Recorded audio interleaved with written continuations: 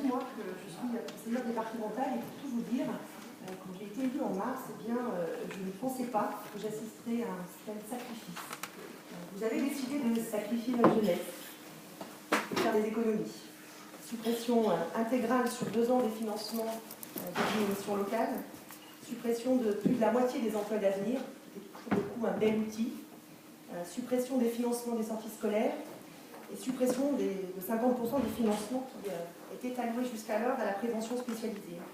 Alors, j'ai beau regarder les chiffres qui nous ont été présentés tout à l'heure, ce que je peux dire aujourd'hui, c'est que notre département va bien. Alors, j'arrive pas à comprendre tous ces choix, mais je comprends peut-être pas encore tout. Vous nous dites, je crois qu'il s'agit aujourd'hui finalement d'une volonté. Bref, si vraiment on a envie d'agir, je crois qu'on a les moyens de le faire. Vous nous dites vouloir investir. Oui, Monsieur le Président, il faut investir dans les bâtiments, dans les routes, pourquoi pas dans nos châteaux, dans des projets structurants pour notre département, c'est indispensable. Mais ne faut-il pas également investir dans l'avenir et donc dans notre jeunesse? J'aimerais rappeler rapidement, on va faire un grand débat sur la question, mais rapidement à tous mes collègues de l'Assemblée départementale, ce qu'est la prévention spécialisée. La prévention spécialisée est une compétence obligatoire des départements, donc les autres n'y échappent pas.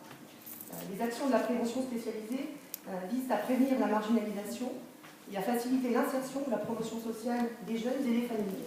Ces actions ont vocation à se dérouler dans des zones urbaines sensibles ou dans des lieux où se manifestent des risques d'inadaptation sociale. Nos éducateurs assurent une présence sur le terrain, au plus près de chaque jeune, en tout anonymat, en toute confidentialité, dans le cadre d'une démarche totalement volontaire.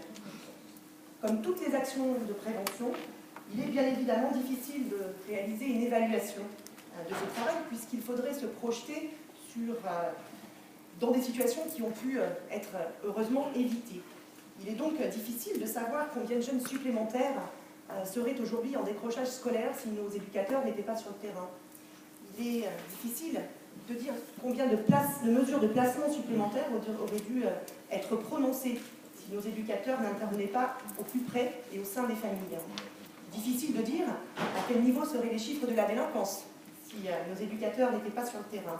Difficile donc finalement de chiffrer l'économie réalisée pour notre département. L'ancienne majorité départementale s'était engagée dans une politique de prévention spécialisée à hauteur de un petit peu plus d'1,9 million d'euros. 8. Je crois que si j'ai bien tout compris et que j'ai bien enregistré les chiffres de tout à l'heure, nous allons être à 900 000.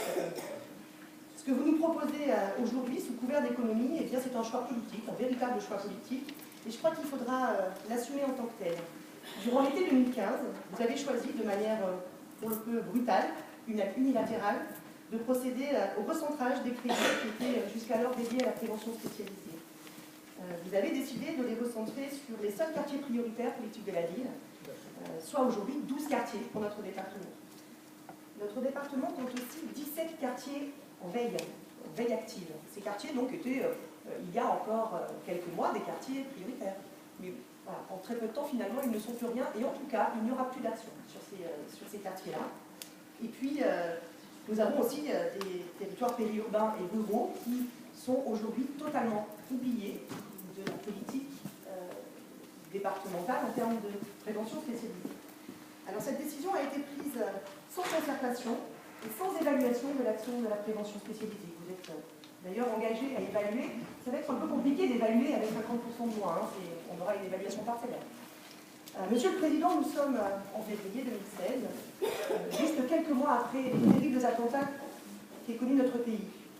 Au moment où un bon nombre d'élus drômois se sont positionnés de manière favorable à la poursuite de l'action de la prévention spécialisée, on a quelques villes qui se sont positionnées, et aussi des communautés d'agglomération qui portent en direct leur propre service de prévention spécialisée, eh bien, à ce moment-là, au moment où, plus que jamais, nous avons besoin d'être disponibles pour notre jeunesse, c'est bien ce moment que vous choisissez pour réduire considérablement le nombre de nos éducateurs.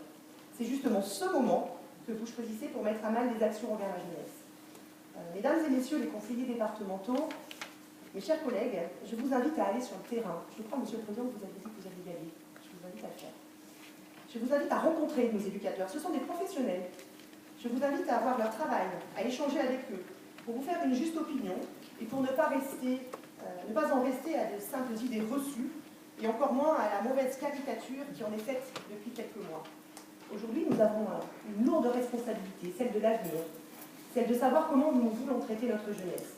Alors, comme je vous le disais en préambule, je suis élue départementale depuis 10 mois et jusqu'alors j'étais plutôt fière que notre département porte une politique jeunesse que je qualifiais d'ambitieuse. Aujourd'hui, nous nous apprêtons à proposer aux Dromoises et aux Dromois une politique jeunesse médiocre. C'est pourquoi, on en fera plus tard, nous voterons contre ce rapport.